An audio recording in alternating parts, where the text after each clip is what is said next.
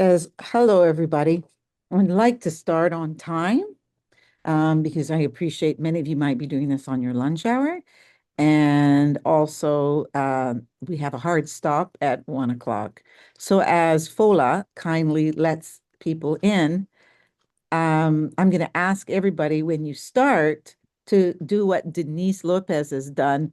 And please introduce yourself in the chat to others here today. And if there's anything you wanted to share, I think that these webinars are wonderful places to share and connect with people. So feel free to do that because we don't have time for each person to introduce themselves. So my name is Lise Arneson, and I am the founder and chair of Ashe Community Foundation for Black Canadians with Disabilities. My background has been as senior administrators in universities, and as well as an educator. I do enjoy research, and particularly research that informs practice. So many of the things we're going to talk about today have been based off of research led by neurodiverse people themselves, and particularly young people. So this a lot of this is some ideas that may not be on paper yet, but you might have heard it in passing. And so we're just going to talk through it. There will be time at the end to ask questions. So please kindly, you can do two things. You can put your question in the chat and I will technological, but it seemed like a good option to me. So let's begin. Uh, welcome. Welcome to building neuro-inclusive workplaces. This is our beginning of a practical roadmap journey. We acknowledge that we are on land, on meeting in a territory of nations across Canada, and we are particularly on the homes of diverse First Nations, Inuit, and Métis people.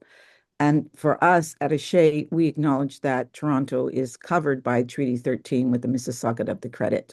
We also acknowledge all treaties people, including settlers, migrants, and those of us who came here involuntarily as a result of the transatlantic slave trade.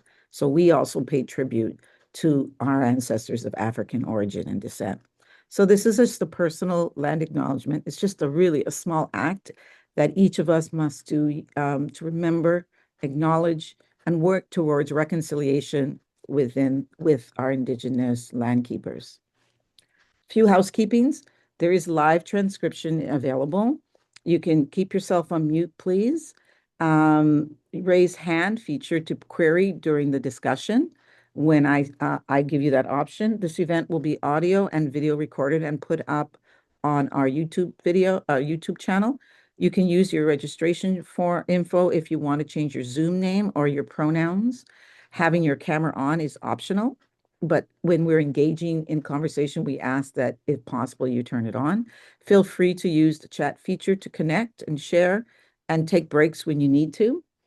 Sometimes it's one tip you'll walk away with today is sometimes it's best to turn off the chat feature because when chat is available and people are using screen readers or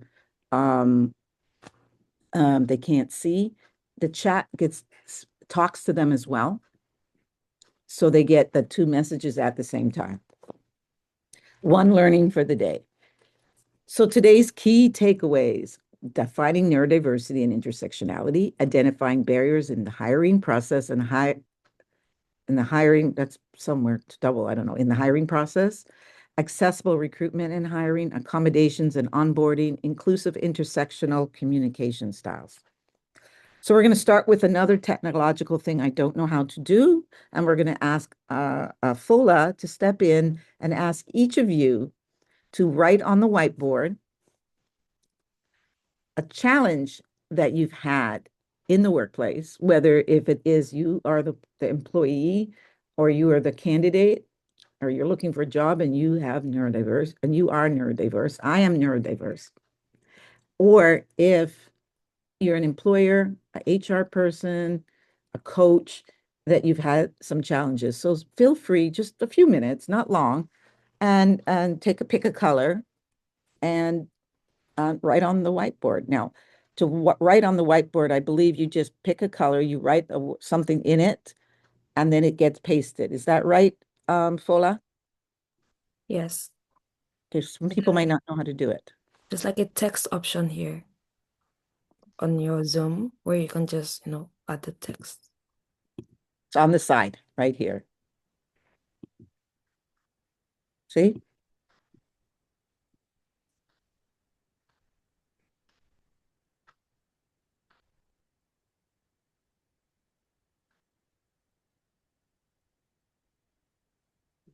Yeah, I'm quite. sorry, I'm not good with tech either. I have no idea what I'm doing. Yeah. Okay, so what I'm going to, so Crystal, you can put it in the chat or I can add it here for you. I'm still learning myself. I don't Yeah, like I'll these put things. it in the chat because I don't want to get overwhelmed and turned Right. off. And we're gonna speak about this as well. Yes, thank you.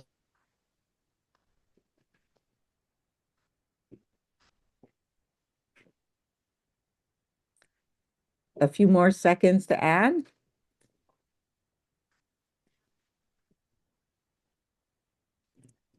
So let me, as people are adding them, we have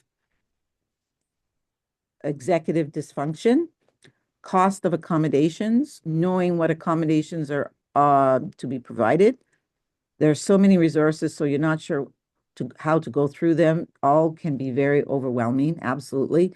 Finding quiet space where when you're overstimulated without having to explain why it's needed. Not getting interview questions in advance, yes. My challenge has been in finding a delicate way to introduce accessibility services to those who may need support but may not recognize it, absolutely. And then we also have here uh, how do we believe, how do we get believed that we are disabled when bias is involved? Very, very good question. So we know that on this board right now, you can see that it involves people with neurodiversity and people that are that are committed to creating inclusive spaces. So we're going to have a conversation as we move along. Thank you, Fola, for doing that.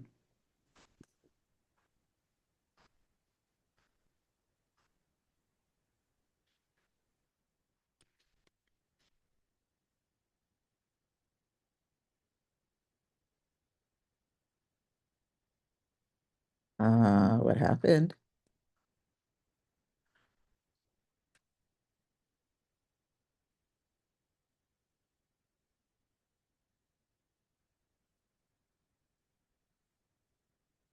So let's start. Many people know or don't know, but this is the basic 101. So we're going to start at the very basic. So we're going to define neurodiversity and intersectionality because these are languages that we're going to be using. Ableism. Nobody talks about ableism anymore.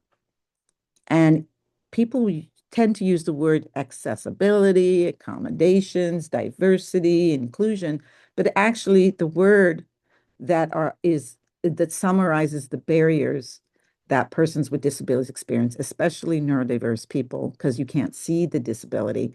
Ableism is the term, and it is the structural and behavior of discrimination.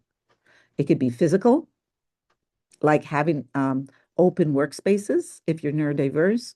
It could be added attitudes of ADHD is more like you're lazy and you're not working hard enough.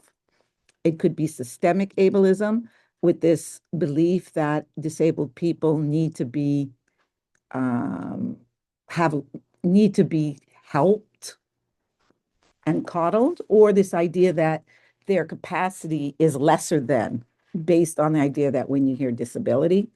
And one of the things that would be its own session is ableist language. And so we're talking about um, a language like, and I'm not going to get into the derogatory terms here, and everybody has heard them. What I mean by ableist language um,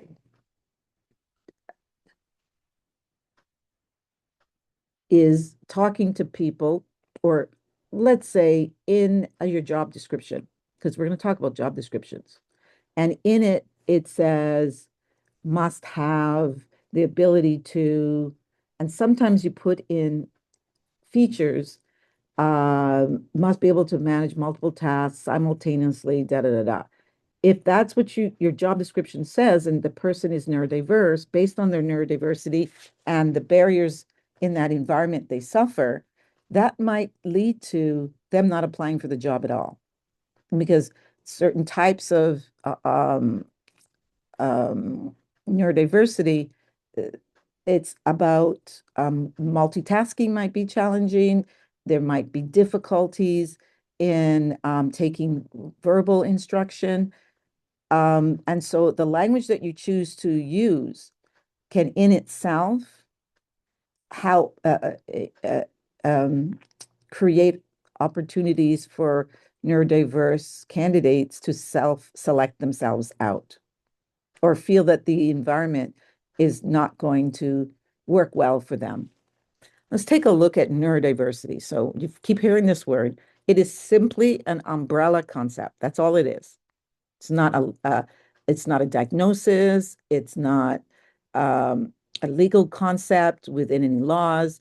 It is just an umbrella concept that recognizes differences in how people think and process information as a part of the natural human variation. So what I mean by that is there's nothing broken or fix like that should be fixed so they can work in persons with neurodiversity. It's the environments that are not inclusively designed to allow them to flourish in their workplaces.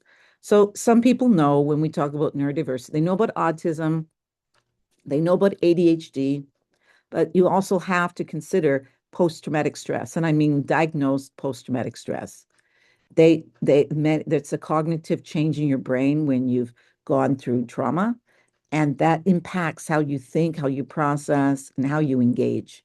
Mental illness and other conditions, that too is neurodiversity. And again, because it affects the brain and cognitive, and the way the brain works and the way the brain thinks, it changes how they might engage in a conversation, what they would feel are the important issues to talk about compared to what you may think.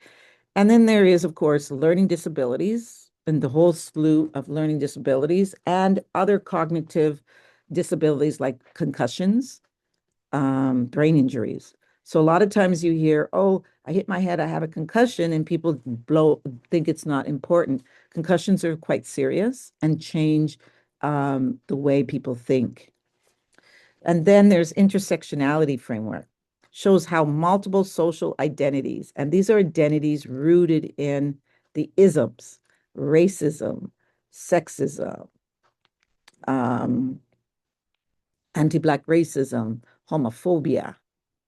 These are the ones that, when they overlap, they create a unique lived experience of privilege and oppression, which is critical for understanding neurodiversity. So what I mean in that is intersectionality is what people say. It's the compounding of other social identities that are also discriminated against in society. So if you see somebody who's neurodiverse and they happen to be Black and queer, then the multiple layers of possible discrimination or even how society sees that person, that individual with those identities can interfere with them being accommodated for their neurodiversity and may also be seen as more like that person's not competent or that person um, interrupts meetings or that person you can't speak constructively to the person. There's so many things that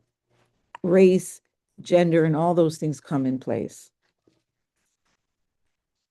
So we talked about some of the barriers. So I thought let's have a conversation real quick about what we've heard are barriers. So and to be clear, the neurodiverse employee does not need fixing. The environment simply needs adjustments. So if we start to move from the idea of the individual that has a deficit that we have to accommodate and move more into an inclusive design model, where the way we write our policies, the way we greet people, the way we do our performance reviews, the way we do our interviews, the way we choose who gets stretch opportunities to sit on committees and special projects, it's really a shift in the way you're thinking about disability. So we challenge you here today to think about that neurodiverse employee has so much to offer, and within an environment that is adjusted and inclusively designed, that employee will flourish and become an asset to your team. Fear of not getting the job or promotion. And is a really, really big fear while people don't self-disclose. And that's over here, fear of disclosure. So a lot of times you don't know as the employer or the coach, even the career counselor, the person is neurodiverse because they have experienced discrimination, exclusion, and harm when they disclose, particularly if they're Black and Indigenous. So they may not want to disclose, and that might show up in the interview, and it might show up in the job. So one of the things we talk about, what we're going to talk about, is what the environment looks like and what the processes look like. That you could create processes that they don't even have to ask for accommodations because they're built in, or you could also create a process where accommodation and accessibility are all a part of the first language when you engage with the organization. And please take notes. Inaccessible applications. Your application process can be inaccessible, and not just for screen readers, which is what people think about, but for neurodiverse people. You have to be sure that like I said, the language that you're using, the length of the application, whether your application can be saved or not. Is there another option for applying, such as video submissions? And also, is there an opportunity for somebody in your organization to support the application process for those with disabilities? HR managers and attitudes and expertise in disability. Based on a lot of our research, many managers mean well. They do not have expertise in disability, definitely not neurodiversity. And that can also create a lack of confidence in engaging and talking about disability. So in the new year, we'll be running sessions on employer disability confidence so that you can gain your own confidence and understanding on how to engage with people with disabilities without fear of doing the wrong thing or saying the wrong thing. Persons with disabilities have years of masking. That's why they don't say.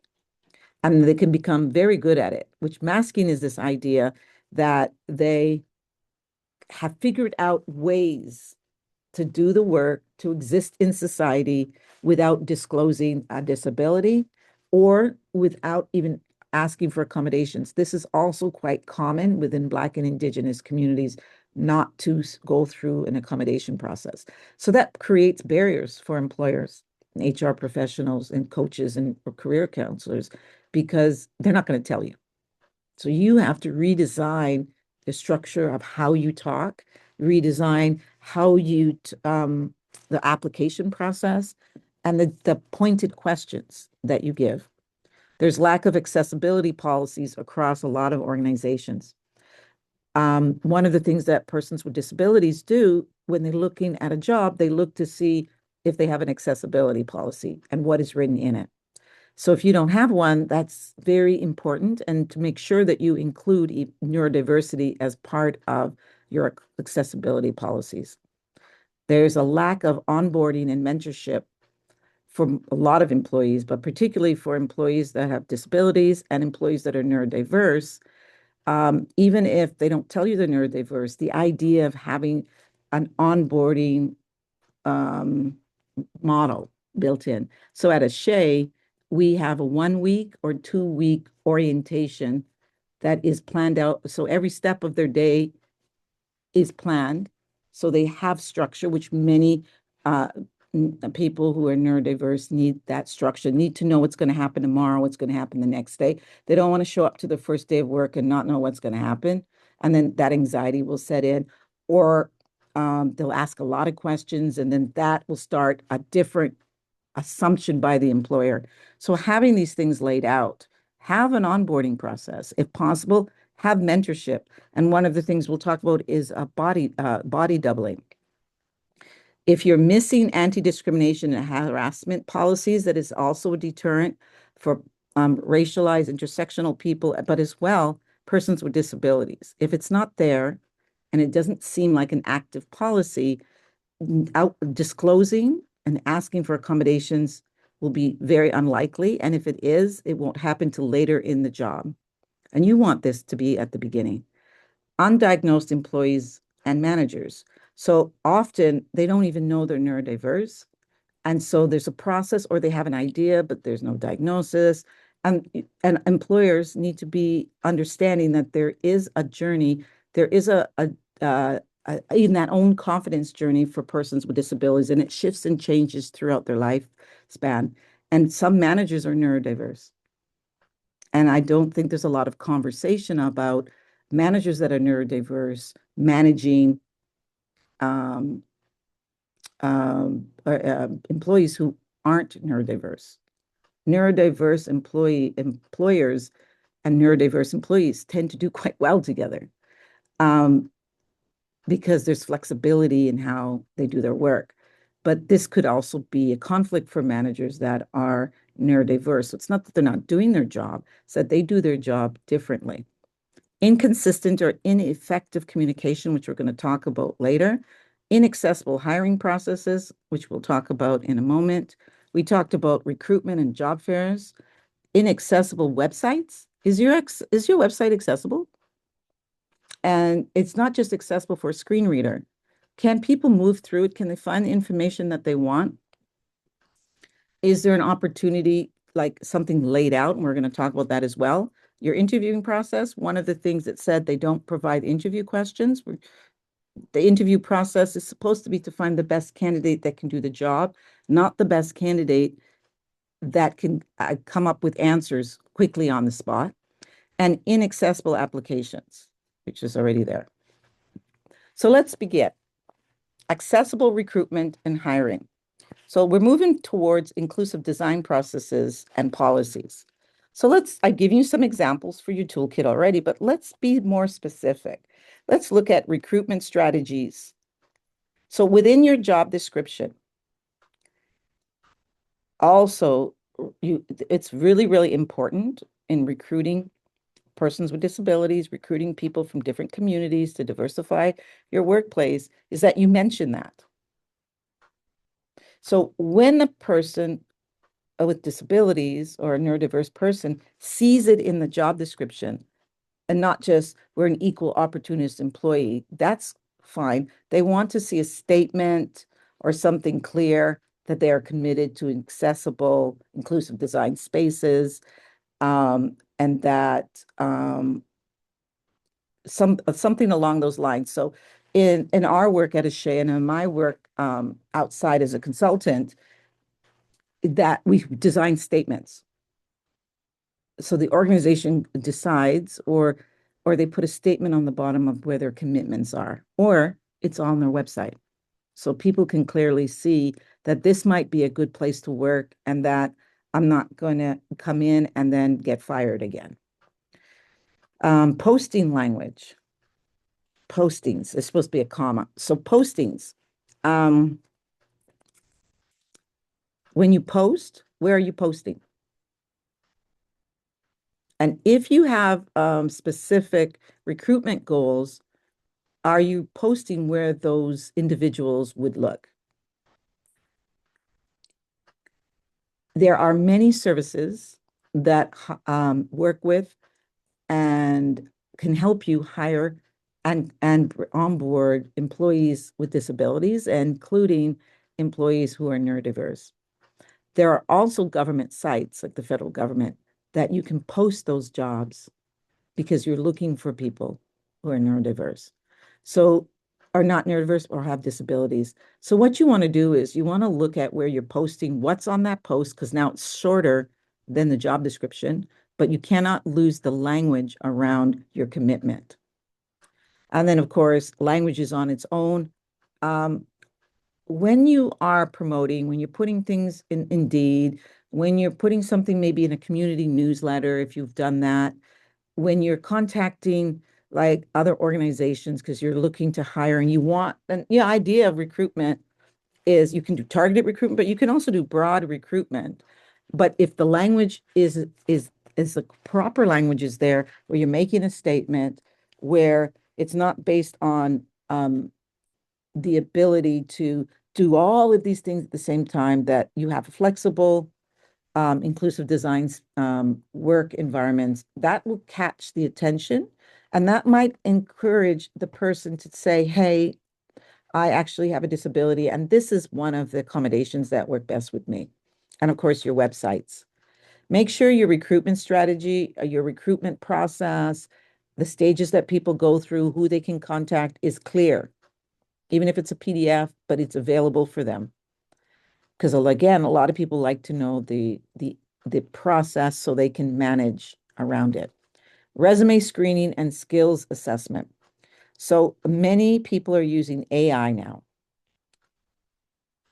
And AI is great, but because it is trained to pull in the most common, all those on the margins of not being the most common, they get bounced out.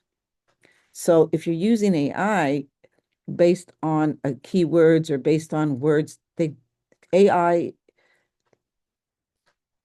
looks at the common and they pull that together and that's what they present. So you could be missing out with many employees that would be top employees in your organization because your AI is screening them out. And it's not just screening by skills, it's screening by the language that is used, by the years. So if there's a gap in their resumes, if they've worked part-time and not full-time, you're going to screen them out because there's this assumption in resume screening that where was this person for 2 years? We say you can't do that because it could be so many reasons, but disability is one of the reasons that people take a break, right? So think about the way you're screening resumes and who's screening resumes. Keywords. Also take a look at which keywords you choose because some of the keywords are implying things that are not necessarily needed. So the key to resumes or AI is to look at keywords that is ultimately what you want produced, not just what the person has to have. You might gather more about from that person's resume by that than about do they have this, and this. You have a lot of assumptions. Biases are absolutely a part of resume screening, and biases based on names of people and all kinds of other things pop in. But there are ableist assumptions. So if somebody has gaps in their resumes or has only worked part-time work, please do not assume right away that they're not good employees or they can't keep a job, or that idea that, oh, wow, they've had a lot of contract work. That's only 6 months. That's only 7 months. That's only 3 months. Look past that because, again, people with disabilities are often the last ones hired and the first ones fired, or the first ones let go. And often, as we know, persons with disabilities, they do have the highest rate of unemployment and underemployment, meaning they have the credentials, but they're in jobs where those credentials are not being used. And a lot of times they're in contract short-term work. So you could be missing out on an employee, possible employee, who has everything that you're looking for because you have concerns over their work history or their school history. Wow, they've been doing this degree for so long. That's the kind of language we're talking about and the kind of assumptions.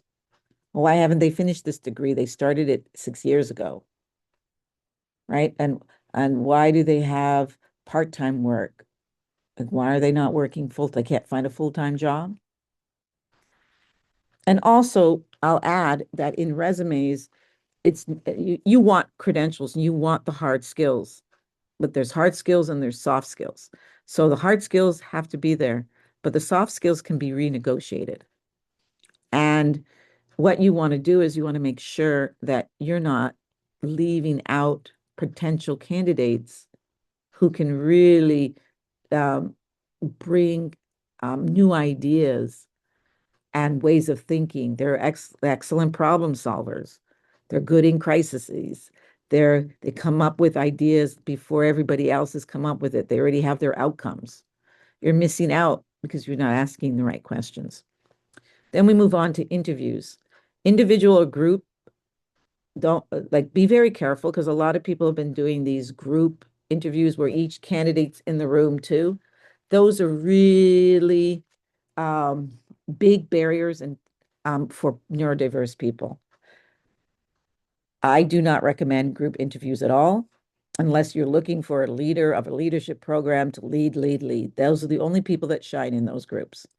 I prefer, and particularly if you can, have individual interviews as a policy to support those that don't need the extra competition in the room. Think about your panel size. A panel of 5 or 6 people is extremely intimidating, particularly for neurodiverse people. 1 or 2 people, if possible, is fine. Maybe there's a 2-stage process as well, but think about your panel size. Zoom or in person, either is good, but take those into consideration as well. Space barriers and accommodations. So even in the interview, they have options to use accessible tools, but in location. So for example, I'll give you an example. A deaf client went to interview and they had the window open because the room was hot. She wasn't deaf, she's hard of hearing. So she can hear with her hearing aid, but not with the construction and the sounds outside. And she asked them and they said, well, it's too hot in here. And she didn't get the job. So I want you to think about your spaces. Is it a space that's like glass and you're in a fishbowl? Those are not ideal spaces for persons who are neurodiverse. Think about the space itself. Preparation time. Are you giving enough preparation time for interviews? And if you have a presentation, 2 days notice is not enough for neurodiverse people. They need time to process. They need time to take breaks in between. They may need time to rework it several times. Neurodiversity could include perfectionism. And so getting past the perfectionism to get what you need done is also a part of the journey. Questions in advance, please. A lot of people push back on this. Shay's been doing it. I've been doing it when I was at the University of Toronto. I give the questions in advance, at least 48 hours. And that's because we're not asking basic questions. We want people to talk about what they've done so we can score them based on what we need, rather than they come into the room anxious and then we ask them questions and they may not be able to recall that quickly. They may not be able to process the question that quickly. So you get rid of how well somebody can take an exam, basically. And now you just have them answering the questions. Some people prefer to write down their answers. That's perfectly fine. Some people actually submit them afterwards. It's perfectly fine. But what it takes is a redrawing of your interview questions, because now your interview questions have to be behavioral. And hiring and next steps, references and questions. Again, think about what kind of language you're using. Is it ableist when you ask these questions? Written offers, written everything is always good. Talk to them from the very beginning of the interview process about your accommodation process, your policies, and all the built-in support. So you need to do that from the get-go. Don't wait for the individual to say, I need it. You don't have to ask them if they need it, but you could say, I just wanted you to know these as well. And because we're an inclusive organization, just let me know or your manager, and we'd be happy to help. Accommodations and onboarding, public accessibility and accommodation policy. So your accessibility and accommodation policy should be public. It should be on your website.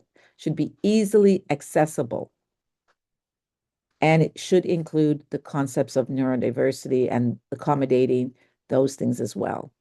And very good accommodation and accessibility policies give examples of what that can look like at your organization. Sometimes they even have a quote of an employee that said, I disclosed my accommodation. I needed a stand-up desk, or I needed a space with less interruptions. So we worked out a solution.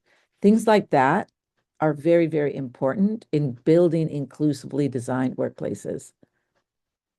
Onboarding. So instead of asking, do you need accommodations, or what do you need in accommodations, you ask a very simple question. What do you need to succeed in this job? That's it. And really, what that means is and the managers should be taught to do this, HR should be taught to do this. When they sign the paperwork, they should be asking, because this moves away from the individual accommodation and that shame and fear that will kick back in. And it brings you to the point that they can say, well, to be successful, I need this. And then you can be specific. What do you need from your manager? Like if you're the manager, what do you need from your colleagues? What do you need from the space? And a lot of times you get to that doesn't need an accommodation process. It's like, okay, you need more check-ins, or you like things in writing, or you like things recorded so you can go back. Like these things can all be done in a workplace. They are done in a workplace. But they don't, but that simple question can get you there. Make sure that you're engaging managers, colleagues, and HRs in this process. Incorporate conversations about accommodations and clearly outline, like I said, don't wait for people to ask. Present accommodations like any other benefit, like any other thing that you're orientating them to. So every employee that comes gets the same orientation. Mentorship or body doubling program. Body doubling it's like a mentor, but it's really a colleague that they have to connect with, that walks them through like where the bathrooms are, what are the high times where the hallways are really busy. Maybe they take lunch at a different time because the cafeteria is loud, uh, and so having a body double. It's a volunteer system. It's like mentorship, but it doesn't last as long, and there isn't the type of commitment. It ensures that all new hires attend an orientation, everyone. Create, even if it's got to be an online, but create something so all the information is given, so you're not relying on a manager to provide it or not provide it. And then offer this kind of like option of a 3 to 6 month onboarding mentorship or coaching program or body doubling. We're going to pair you up with, and you'll be surprised. Neurodiverse people will take that offer up. Accommodations are individualized and can change over time. That's very clear, and a lot of people don't think, well, we just accommodated with you. Now what? Now you want this? But yeah, because accommodations shift with their health, with hormones, with the tasks and the jobs that they're doing based on the environment, based on the colleagues, based on the relationship managers. So that all gets worked through probably in the first 3 months, and it might need to be adapted. It might need to be more flexible as they learn the job and the responsibilities. And so it's giving them the opportunity to take the risks to try, but also the manager knowing that they are also going through that process of figuring out themselves, because they know how to accommodate themselves. How can it work? What do I need to ask for? And how can I readjust how I do my work? Or what tools do I need to help me manage the level of my work? Inclusive intersectional communication styles. I don't know how else to stress this. Our current communication style is rooted in male leadership. Strong. I need you to do this. Here, I'm telling you what to do. Go write it down. Go do it. And neurodiversity doesn't work like that. They might come back with a bunch of questions, and the manager might get frustrated. We already talked about this. But again, the understanding that the question isn't that they weren't listening. The question is they need the broader picture to pull together the puzzle. So neurodiverse people often are able to see the puzzle completed and putting all the pieces together in their head. But if they don't have all the pieces, it makes their work harder because they're still looking to say, okay, I'm doing this. How does that relate to this? How does that relate to that? So broader conversations that on the work that's being done, what people are doing really helps neurodiverse people in the workplace to fully do their work. It might seem like they don't need to know it, but the way their brains work and the way they the way they're able to vision and see things laid out is really important because that's when they can plan. There's things like written instruction, super important. People say, I don't have time. Well, there's transcripts that they can get from Zoom meetings. There's Otter AI, which we use as a standard at Shea Community. It is free. And you can pay for a more professional business version. And it records, we have it on here right now. It's recording the PowerPoint. It records the conversation and it breaks it into summary. It also takes pictures of if it's a PowerPoint, and it also gives you the transcript and some follow-up ideas. It's not perfect, but what it does is it gives an individual a go away, and now they can go back and now take notes because often they can't take notes and listen at the same time as well. If this is like an easy go-to, visual concept maps and logic maps don't just have one big paragraph. If you can do a logic map or a concept map for things like your HR structure, for how to get accommodated, for how to access benefits, for even how the process works within teams, this is extremely beneficial. And also create policies and options around using AI. AI is good, but AI can be bad. So you really have to have a policy which will help neurodiverse employees because they will tend to use GPT because they want to be perfect. They want it to be the best that they can serve for you. And so it looks like they're delayed, it's taking so long, but really it's because they're crossing their T's, dotting their I's, they're changing text. And Chat GPT is actually quite helpful because once they have what they want, that can be corrected. There's also others like Grammarly and others that you can purchase for your staff. Frequency of mentor meetings and touch points. So in general, neurodiverse people like touch points. They don't have to be 1 hour meetings, but they're more like touch points or check-ins. How are you doing? How's the project progressing? Do you have any questions? This way they don't have to always ask you the questions. You give them an opportunity to ask questions and you answer them because the questions are asked for a reason for them. And and then you can also say, oh, so show me where you're at. Let's talk about if you need anything else. Is there any hiccups, anything? So it's more of a friendly check-in than a supervisor saying, have you finished? Are you on time? What's wrong? Clearly define goals, milestones, expectations, and timelines. So you can do this two ways. You can do it in the job description.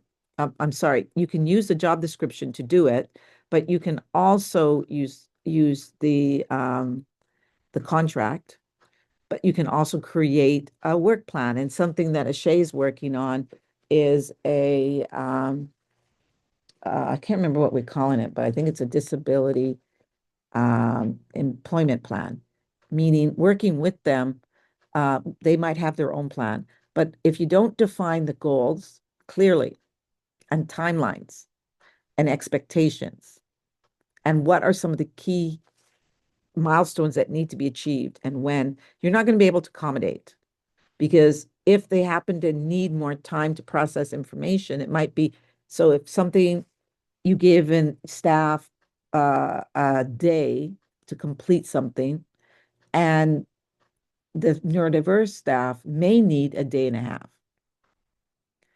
And it's not that they're lazy, it's not that they're slow, it's that they are so careful in the way they think and process information that they take that time and they need it. So by having all these things clearly outlined, it makes it easier to make those accommodations, or for the neurodiverse person to build in their own strategies, which they've been doing for years, and create opportunities for brainstorming and open discussions around ideas. Often, our team meetings are usually updates. Okay, you go next, you go next, you go next. And then the manager will come and say, these are some of our priorities. What do you think? And then it's a couple comments and they move. You need to also create opportunities within your team, just simply to brainstorm, look at a problem and have the team brainstorm. This is one of the best ways to pull in the expertise and talents of neurodiverse people, because they're huge brainstormers. They're always asking the questions and they actually have a lot of solutions. And sometimes people say they're moving ahead. They move ahead when some of the other parts are not finished. So might not be in a staff meeting, might be a part of a staff meeting. You just have an open discussion about an idea, and that allows them to feel more engaged and to participate in the workplace. Before I go to question and answer, I'm just going to say, so what's in your toolkit now? An umbrella concept, an inclusively designed process, thinking of ways that you can change your communication style, recruitment and hiring, maybe an opportunity to review job descriptions, resume scannings, provide interview questions to all candidates, and keep the questions short. Like, you don't need 12, 6 is good, 7, and build in conversations about inclusion and accessibility from the beginning. Explore opportunities to strengthen communication skills and styles across managers, and eliminate ableist language. And that includes saying somebody is aggressive, they talk too much, and those words, and behaviors through education campaigns, targeted training, and clear expectations with job performance standards is very, very important. So there are two parts. So at the very beginning, we did the Blackboard before I finished, and the Blackboard was not accessible. How many people use that on Zoom or use all the features? I don't do well with the Blackboard, and so I never participate. So I appreciate Christelle pointing that, also saying it, because I wanted to use a few things that weren't accessible to show you that how it is not inclusive. This question and answer, what's wrong with this? We can't read it. I had to read it 3 times to figure Oh, out the cue. I was like, what is that? exactly. And for cognitive, like people with migraines and things, which is also neurodiversity, white on black is very difficult to read. And then bubbles are very difficult to read. And all of these things are difficult to read. So even in a Zoom, there are things that we do naturally that are not inclusive to neurodiverse people. But here we are at a stage. I'm going to show you upcoming events. We have an open house. Anybody can just drop in. We're going to be we're games players, so we just said it's the International Day for Persons with Disabilities. We're going to be all over the place talking about Black disabled people, educating people, and we'll be tired, so we just want to hang out, eat some good food, and meet other people doing good work. And then the second session is coming up as well. I'm going to put this back on if you want to take a picture, and then I'm going to go to questions. I'm going to ask Fola to let me know about questions in the chat. And if anybody had a question now, we have time. Oh, I have what I'm going to do is ask Fola to not, to stop recording. Okay, Fola?